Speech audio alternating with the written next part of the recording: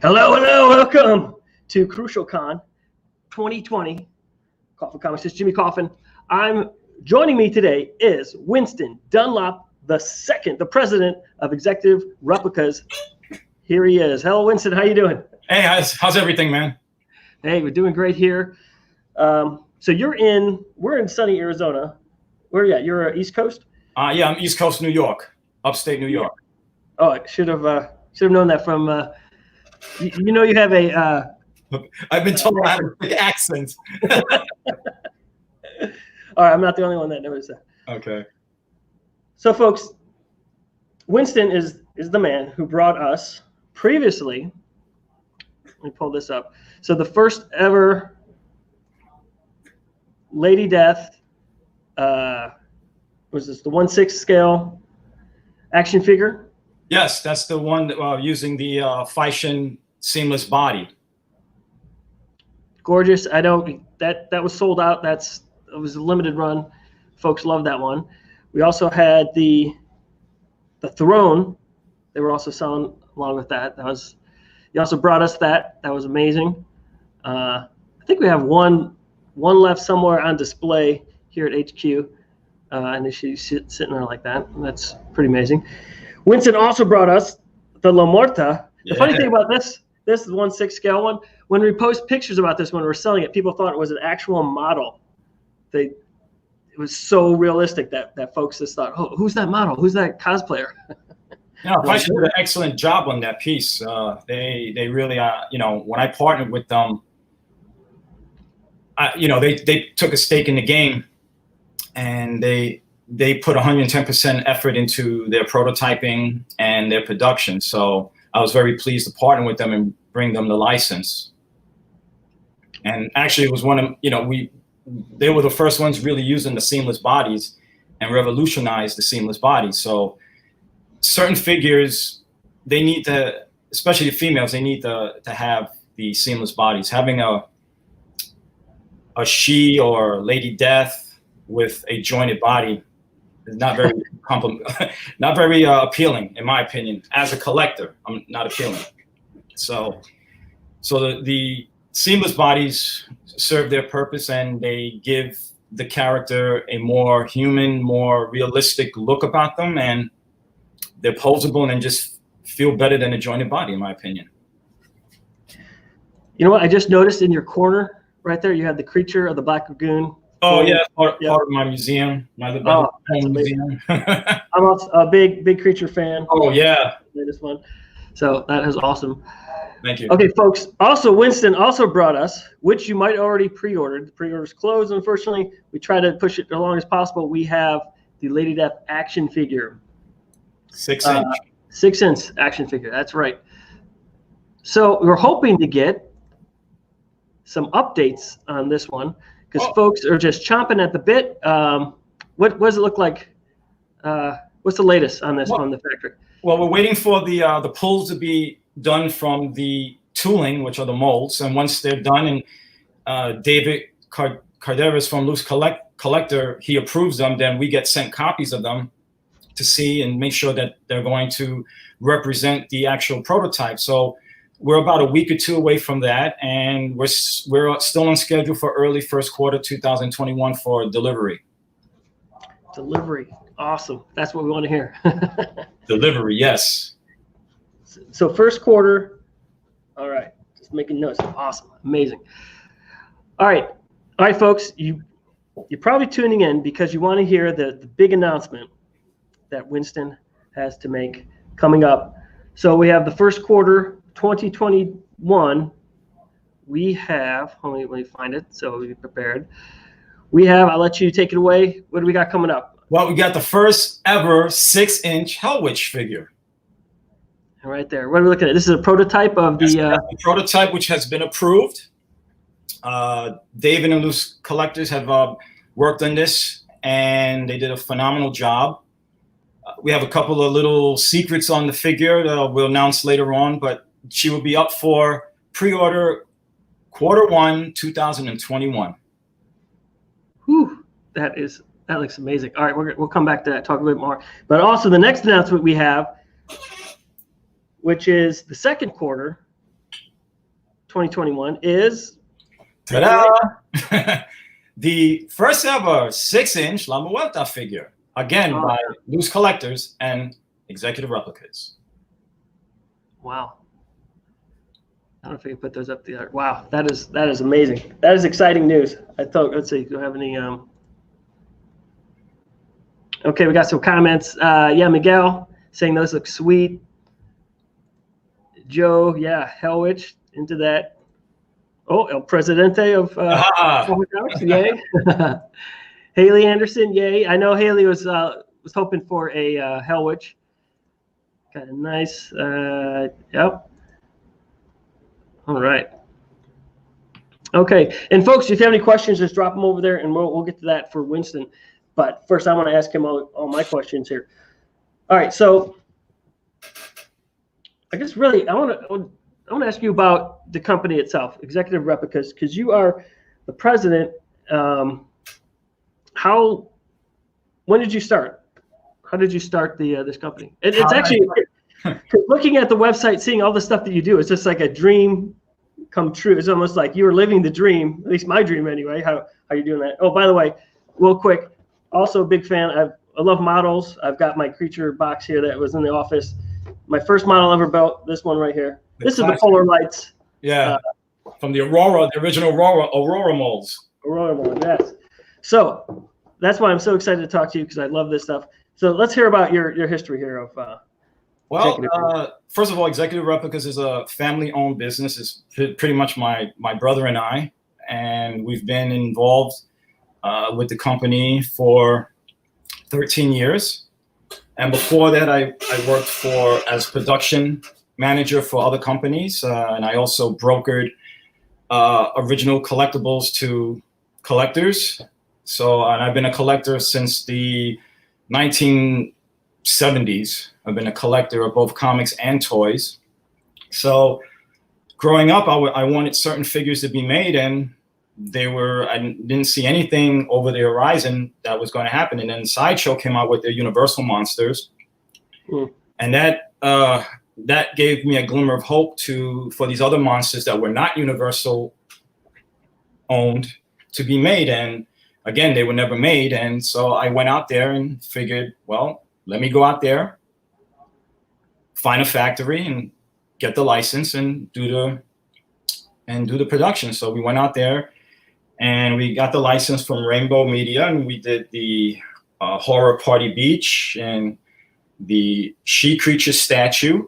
We wanted to do the 1/6 scale figure, but that became very complicated at the time. And 10 years ago, the technology wasn't what it is today. So we didn't proceed with the 1/6 scale She Creature, but we did the largest scale statue. And, I'm a fan of the old stuff. When I was growing up, we didn't have cable. We had channel 2, 4, 5, 7, 9, and 11, and 13. That was it. So everything was. Let me stop you right there. Who was your horror host growing up? Well, we had Creature Feature, and Zachary was one of the hosts that was heavy on the East Coast. So I would say Zachary the Cool Ghoul, which we did his figure as well as an icon. Oh yeah, classic horror film, being the host and also being an East Coast guy. So we did his figure years ago. But going back to what I was saying, there was no cable, so everything that we saw was in syndication. And we didn't have cartoons 24/7. Cartoons came on after school, before school, and that was it. After a certain time, there was no more cartoons. And we saw repeatedly over and over the movies and these cartoons, and it became a part of our lives. So growing up, there were certain things that I wanted to do, that I wanted to have as a collector, and companies weren't making them. So I decided to do it myself. And I was hired by one company to do stuff. I went to them and said, why don't we do this? Why don't we do that? And they didn't want to do it. So do it yourself. That's American dream, baby. Yeah. I was always told no one's going to give you anything. You got to work for it. So. That's definitely good advice there. So how did you meet Brian Pulido? How did Lady Death happen?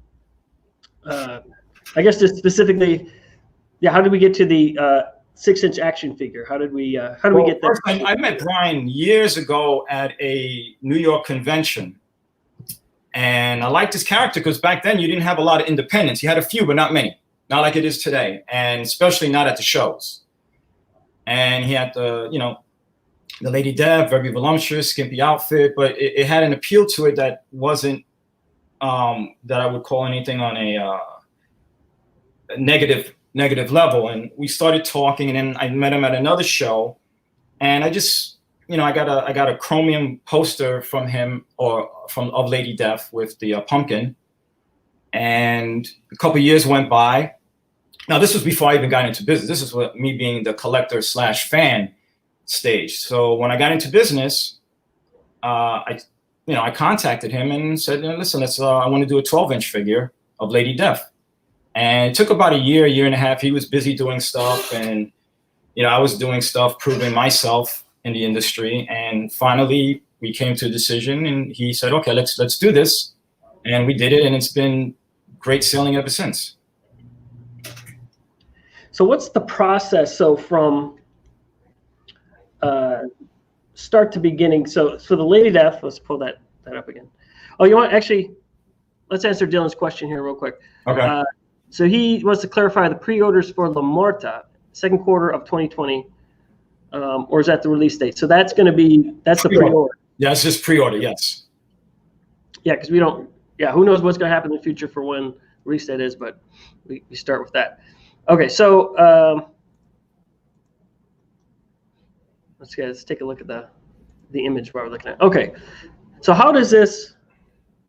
So take us through the full process of this Lady Death figure. How does it where it starts from to where we're at right now? So once we acquire the license, we go into prototyping, and that's where David gets involved, and him and his crew come up with the design, the articulation, the joints, and all that, and all the accessories. So he comes up with a prototype, and we show it to Brian. And if Brian approves it, then we move on. If Brian says, "Well, I want the hair changed this way, I want this, I want that," then those changes are made. So those, depending on how many changes and what kind of changes, it could be kind of quickly, or it could take a couple of weeks.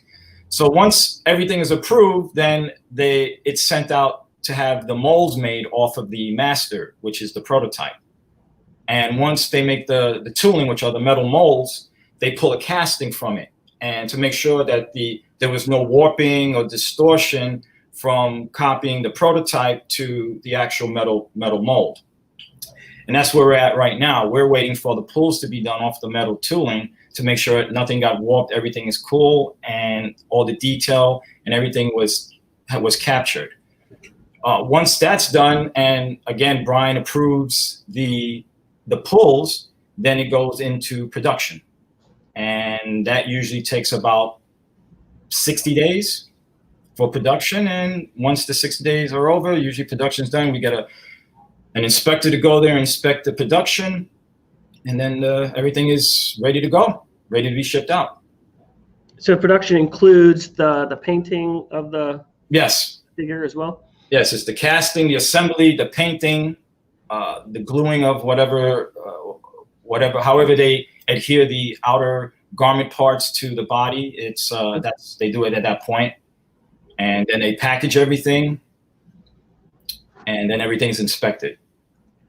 So you mentioned David. So David's over at Loose Collectibles. That's your other collectors. Yes, he's the we went with him because I've been working with Dave on and off for about 2.5 years, and his custom pieces are really second to none. I have a couple in my collection, and I said if I wanted to do anything 6-inch, I needed Dave involved in it because his stuff was remarkable. How he was able to capture the likeness, the colors of the actual comic book characters. He had to be a part of it, and I talked to him, and we were on board. And then the virus happened, and things happened. But here we are. We're back on track and ready to get going on the whole legacy line. So when they do the prototypes, they do it in like a 3D rendering kind of thing. Some of the prototyping is done by 3D. Some of it's done by hand. The 3D parts are printed, cleaned, and then paint is applied to it after assembly, and this is just for the prototype. And then, okay, so then they build the molds off of the metal. Wow, that's amazing. That's a lot of work. Yeah, that's why it takes a good 4 to 5 months between getting everything approved to actually the stuff ready to be shipped out. So a lot of stuff we have to say like estimated, and that's because there were delays. Approval, the delays with the approvals, delays. Customs is great for holding stuff up, having extra examinations, and oh, your stuff is going to be released, but we're backed up, so it's not going to be released till next week. So my stuff may be at the docks 2 weeks ago, but it may not be released until tomorrow because customs is backed up. So these are things that are out of our control, and the customers don't like it, but our hands are tied. There's nothing we can do. It's not like the stuff is in our hands and we're just taking our time shipping it out. We have to get it in our hands, and usually when it arrives at our fulfillment center, it goes out within 2 to 3 days. Yeah, I guess that's something I never really thought about with the customs part. Yeah, because it's actually manufactured, comes back before it gets shipped. So yeah, that's another. So just as a consumer, yeah, interesting. All right, so how about people love this box? So how did you guys design this? Was that with David? That's David's design. David, that's his packaging. He designed that packaging to suit the figure and be most cost effective, but yet pay homage and respect to the character and not cheapen or take away from the quality of the brand. So, and I think the box does justice. You have the window box in the front showing the figure, and then you have on both sides different pieces of artwork from different artists, and on the back you have a picture of the figure, a little write-up, credits, legal, and coming soon. So it's all self-explanatory. Yeah, no wasted space. Oh, for sure. Yeah, great design on that. So is this the final one, or still this work in progress, or is this? Oh, this is the final approved box. That is. Wow. Oh, that's great. Yeah, folks love that one when we were posting that. Yeah, and also let me see if I can find this one real quick. We also had one of the changes. So we showed some changes before on the website, and folks really got a kick out of that. Let me see if I can pop this up here on our things. The comparison one. Let's see if we can pull this up. Yeah, right here. So the old prototype and the final one. People loved seeing that. So this is the first one was what David showed Brian, and then Brian came back. He's like, okay, and he took notes, and then he adjusted. It was a combination of both. It was shown to Brian. Brian liked it, but Brian wanted some changes. Changes were made, and then once David started making those changes, he realized, you know what? I'm going to make her waist this. I'm going to do this with that, and that's where you have the final model, which was finally approved. So it was, it's once you start looking and making changes at something, then you start seeing a lot of other things you didn't see before, and you start making those changes. So that's what happened on that note. So, okay, so the next one, once again, folks, we have the Helwitch 6-inch action figure, going to be on pre-order first quarter of 2021 estimate. So where are we at with this? So what are we looking at? Is this the final approved? Yes, that's the final approved prototype. They worked on the packaging, and the packaging just needed something added to it, but it wasn't able to be done in time for viewing now. But oh, great! Yeah, this is the final approved prototype. So these wings, I assume they're going to be able to take those off and then. Well, actually, she comes with 2 sets of wings. Those are the fully expandable ones for flight, and then she has the one when she's standing where they're kind of folded. So she comes with 2 sets of wings, which are interchangeable. Whoa! Oh, that's awesome. Oh, wow! It's really neat to see this come to life. Yeah, and yeah, I'm assuming the box art is going to be similar to the other one, so it's going to be, oh wow, it's going to really be rocking. And the great thing about those boxes is that you can stack them if you want to. Like a lot of people, once they take the figure out of the box, they just, they put the figure on the shelf and they don't have room to put the box. But the great thing about these boxes, you could stack them, and they'll stack on one another. And you could, if you don't want to take the figure out, you can see the figure clear in the window box. Yeah, and as a collector, pretty much that's what I do all the time. I never take anything out of this, leave it in there because it looks cool. It seems like the whole part. It seems like, yeah, the box now is part of the artwork of the figure. It is. Back in the day when Marvel Legends first came out, you were able to buy 2 of each figure because they were not expensive. Not anymore. You can't do that now, but back in the day, I would buy 2 figures of each character and open them up. Open one up, put the other one away in storage, and I would have my display piece. Now, there's no more room for empty boxes, so I just open the figure and put the figure on my shelf.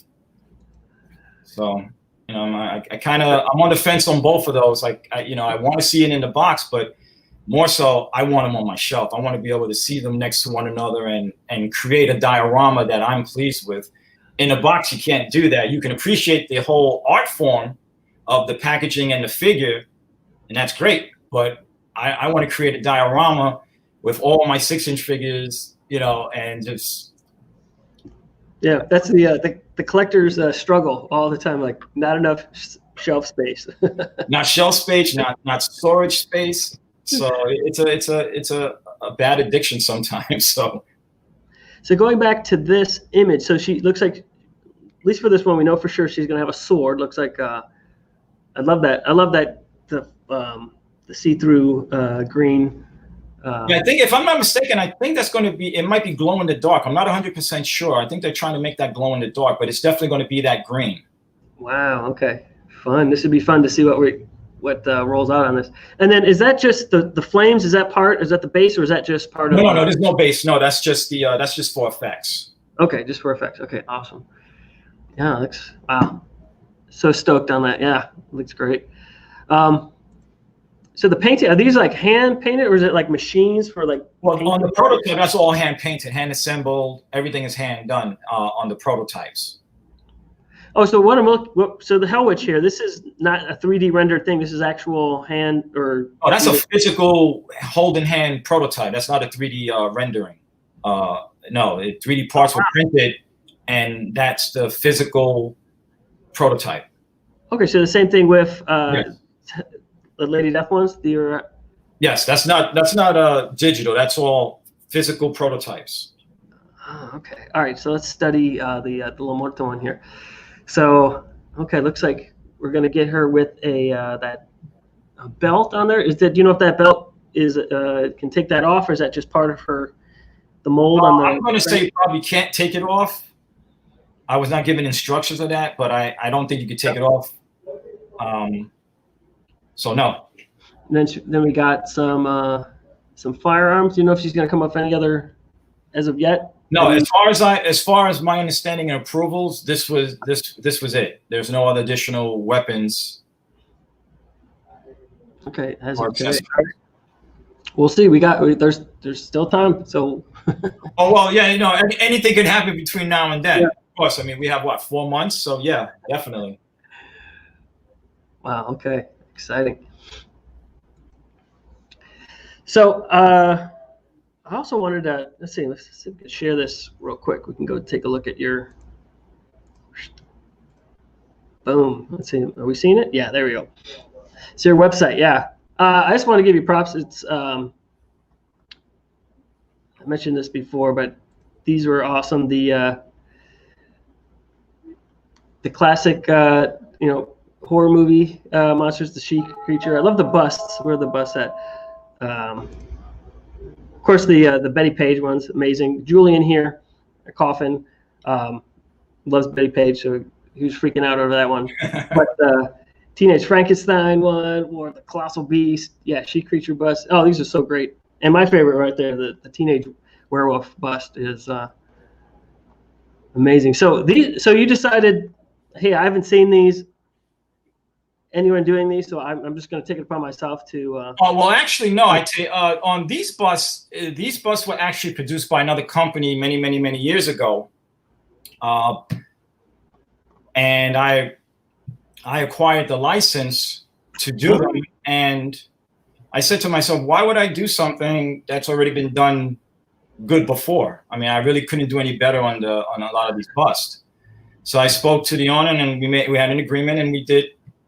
I got the castings from him, and we produced those pieces. And the first set we did, which was the She Creature and Invasion of the Sorcererman, which is my favorite. Those sold out. And oh yeah, not even on there. Huh. Yeah, they sold out. So yep. Yeah. Wow. And also really fun box art on here as well, just capturing the old movies.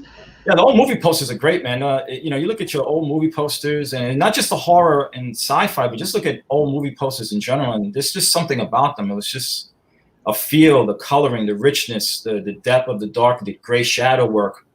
I don't know. I can't explain it. It's just when I go to the movies today and I look at the posters in the theater, they don't pop out like they used to back then. For sure. Yeah, it seems to be more of everything's like more digital, more like, I don't know, maybe photoshopped. It just doesn't, definitely not the same feel, not the same. Well, you're definitely not seeing any oil painting, that's for sure. Any rich oil painting or acrylic painting. So we have a bunch of pre-orders. Oh, there we go. On and Vampirella. Yeah, great stuff on here. Thank you. Let's see if we got any questions here. Let's see. Oh, King Scott saying can't wait to get all of these. Oh yeah. We got Bob. Yeah. You think? No thinking you have to get a lot more. Yeah, as soon as we get closer, I'm sure people are gonna. Oh, fucking badass! Yeah. Thank you. Appreciate the kind words. Oh, Joe, yeah, he pre-ordered too, ladies. Oh, good move, man. Good move. See, another thing a lot of people don't understand, the production of these pieces are based solely on the pre-orders.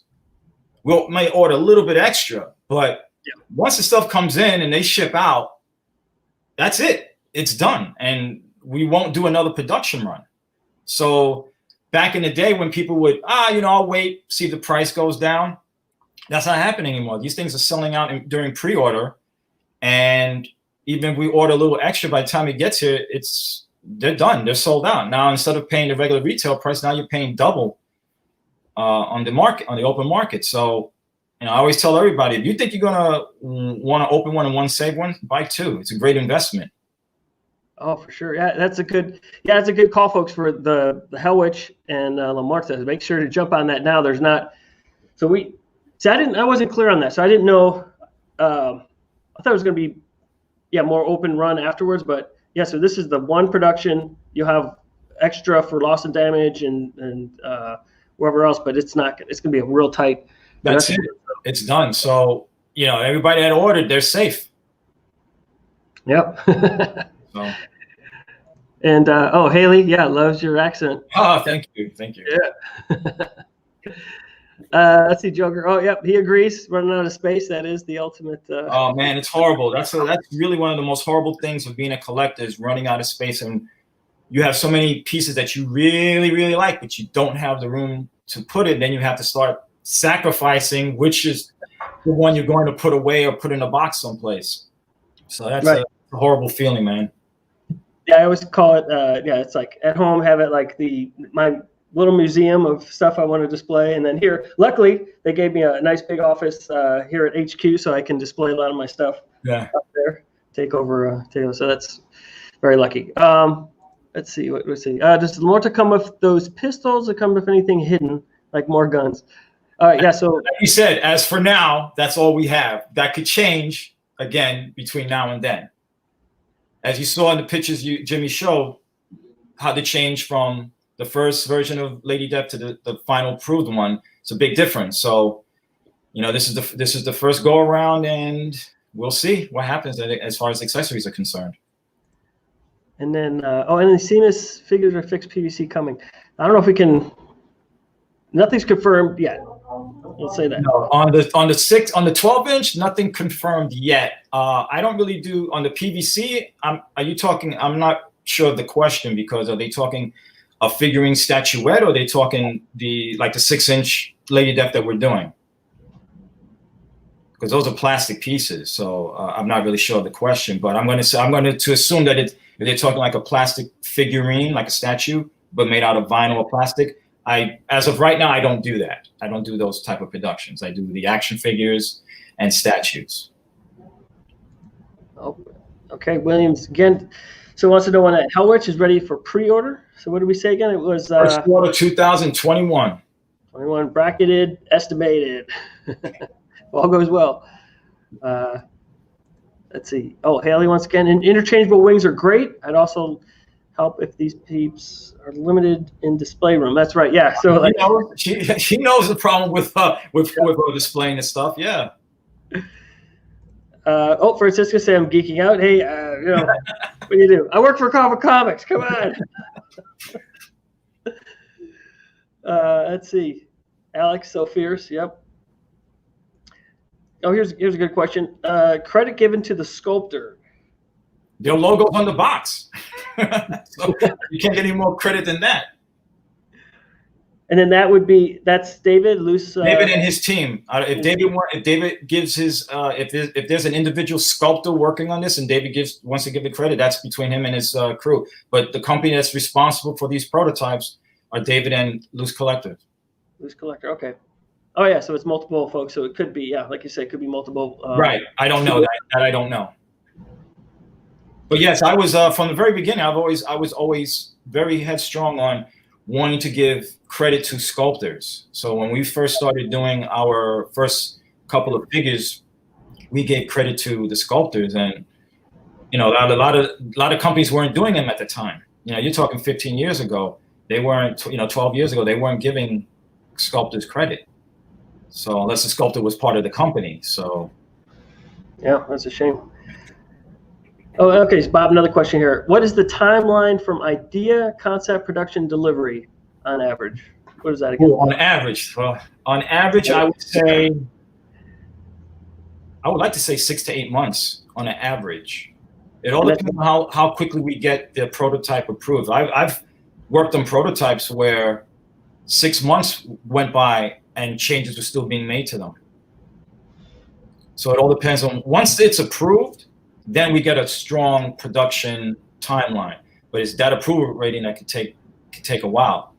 Sometimes they can't get the likeness down. Sometimes they're changing parts out, and then what the licensor wants doesn't necessarily mean that it's transferable into 1/6 scale or even 6-inch. Just because something works in life size doesn't mean it's going to work in 12-inch. So when you make these parts and you want them to work and act like the life size, when you can't, it's the densities and shapes and materials all different. So there has to be compromises from both sides. Licensors understand we can't do this like this because the material is not thin enough for it to bend like that. So, and it usually works out. So running the company, what was the biggest obstacle that you come across, and then how did you solve it? Or is there a repeating one that always comes, or is this one incident that comes to mind that's just man, I can't believe we got through that, but we did it? Oh, well, the one thing that comes to mind, getting ripped off. That's one of the biggest things out there. You're dealing with businesses in a whole different country. Your laws here don't apply to them. So, and you're sending big bucks down there. And once you wire money out of your account, it's gone. Nowadays you have PayPal, which your money's somewhat protected, and other PayPal-like companies. But for the most part, that was one of the most challenging things early on in when I was getting involved in the business was hiring a factory that you could trust to A, not rip you off, B, not send stuff out the back door. So I'm paying for a production run of these figures. Meanwhile, they're making another production run going out the back door, and this stuff is being sold. And A, I'm not getting a cut off of that. The licensor isn't getting a percentage in royalty off of that. And that was a problem for many years. And that's why I said it's always better to work with a factory, partner with a factory, rather than hire a factory as just to do your production. You partner with a factory, they have more stake in the game, and they're doing it more so not just to do the production, but to get more involved in the business aspect of it. So that was one main obstacle. The second main obstacle was getting likeness sculpts. When you're doing cartoon characters or comic book characters, you can get away with a little fault here and there in the likeness. But when you're doing an actual person, actress, actor, and you have one little thing off, the chin could be too high, too low, the cheekbones may be off, and it throws off the whole look. So, that's why having these sculpts done and have them approved, and then a lot of times these sculpts never even made it to the licensor for approval because I'm sending them back saying, hey, this doesn't look like the person. So that was the second obstacle. And then CGI and 3D sculptors got involved, and it changed the game. Right now, I don't think I've worked with an actual sculptor that's worked with clay in over 5 years. Everything has been done 3D. So that's where we're at there. I hope I answered the question. Yeah, that's good. So yeah, watch your money and watch who you're doing business with. Yeah, I mean, the most important thing is watch your money, because it's very hard to come back from losing. You see a lot of people don't have the funds to just, I can afford to lose $20,000-$30,000 and recoup from that. A lot of people don't have those means, and you just got to be real careful. That's all I have to say. You have to just look at whoever you're working with, look at their track record, look at the work they've done before, and talk to if they worked with licensors, get in contact with the licensors and ask them, hey, how was his factory? Did they do good right by you? And just talk. I mean, I've had guys contact me, hey, I saw that this factory did your job. How did they, how was it good working with them? I said, yeah, it was either good working with them or I wouldn't work with them ever again. So. Mm-hmm. So we got here a question from Joe. Are acquiring licenses an expensive part of the process? I would assume so. Each license is an individual piece of work. It all depends on what the licensor wants as an advance. It could be $5,000, $10,000, and if you have the money for the license, then you should have the money for the production.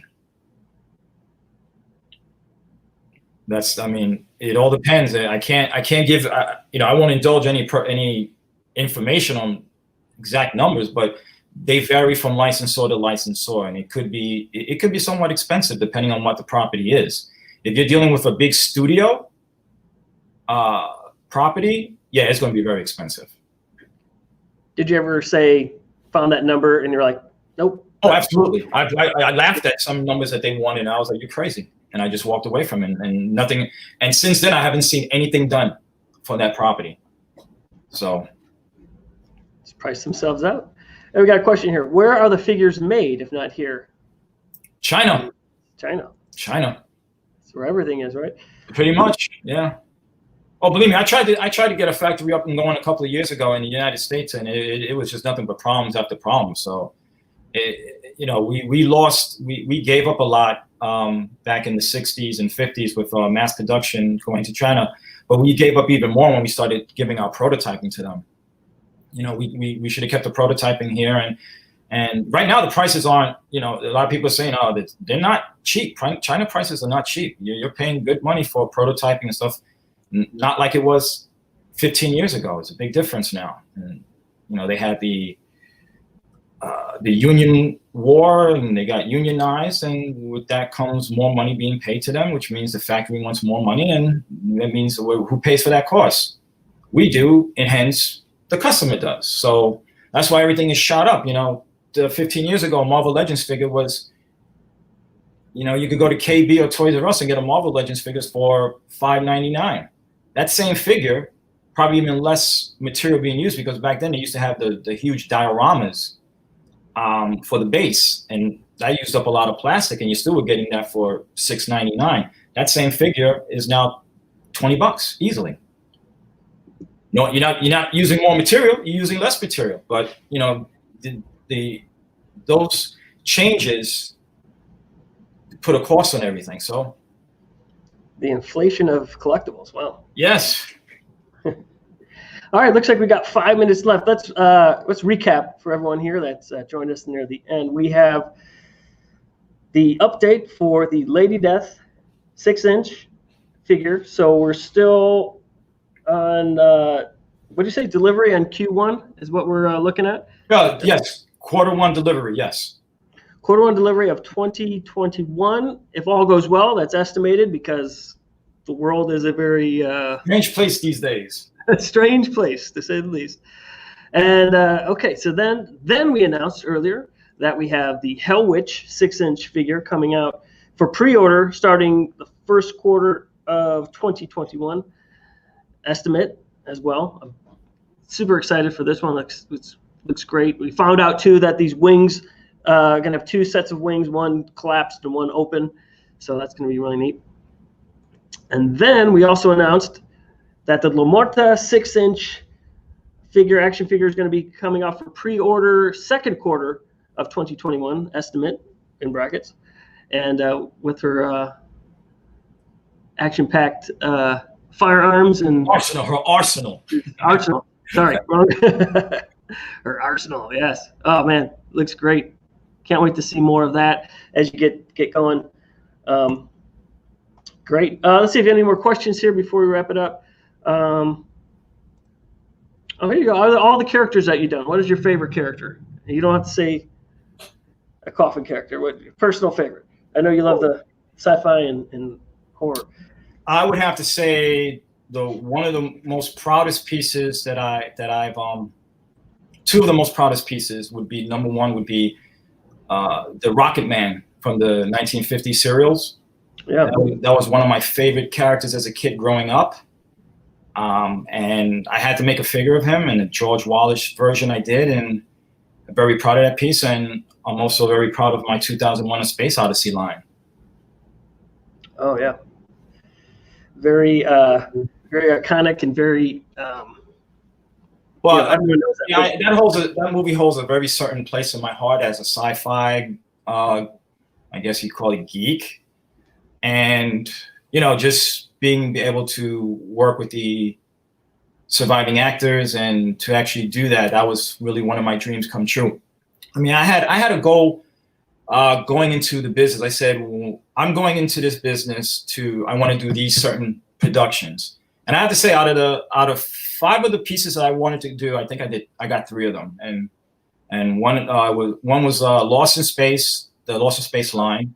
Second was 2001 line. Vampirella. I wanted to do Vampirella since I can remember. That was one of the first pieces I've ever wanted to do. I wasn't able to do the 1966 Batman. I really wanted to do that, and we pushed to do that 10 years ago, and it was a big mess back then. And between then and now, they had cleared up and got the rights, and then Hot Toys had got the rights to that. So I wasn't happy about that one, but they did a good job. And then the other one was Star Trek, the original TV series. We spent time and money pitching a good production line and everything. And this was during the time Viacom was involved, and nobody knew what to do with Star Trek. It was just a big mess what they were doing with merchandising. You had the .com and all this stuff. And when we did it, they said, well, we're no longer handling a license. You got to talk to this company. And then this company said, we're not doing it. This company is doing it. This company. And it just was years and years of running around, and it never got done from us. And then, company came in and they got the figures. And I have to say, they did a great job of those pieces. I don't think I could have done a better job on those figures as a collector. I don't think I could have done a better job.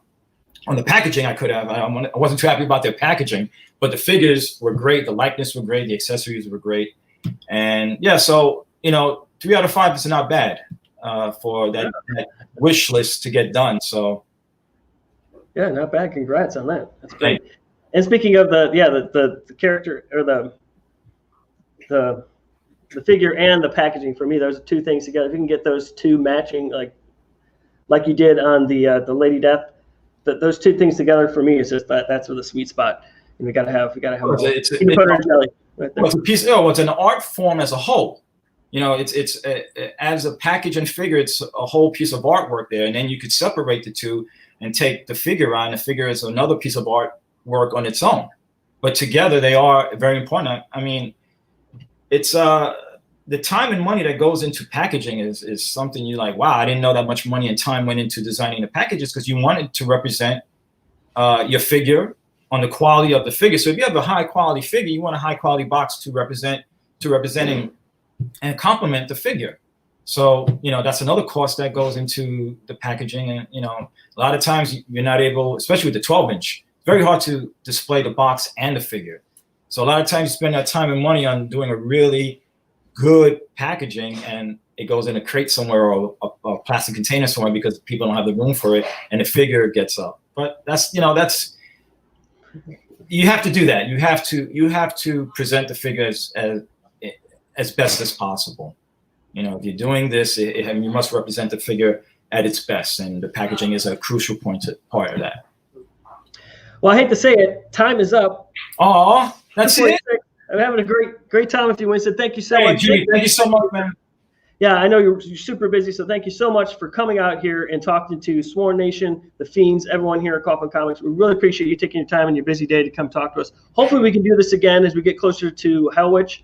And yeah, I'd love to get more updates on it and just talk to you. Yeah, let me know. Just let me know when you want to do this. I had fun. Thank you so much. I'm glad I did it. I'm glad I was invited. You know, I'm not really one for the, to do the screen stuff, but hey, just talk about the production. I could do that. So yeah, you did a great job. I think folks enjoyed it as well. All right. So that's it. We'll sign off, everybody. We'll come back in 3 o'clock. We got more panels coming up. Thanks again, Winston. Appreciate it. All right. Thank you. Thank you, everyone. Have a good one. All right. Thanks. See you guys.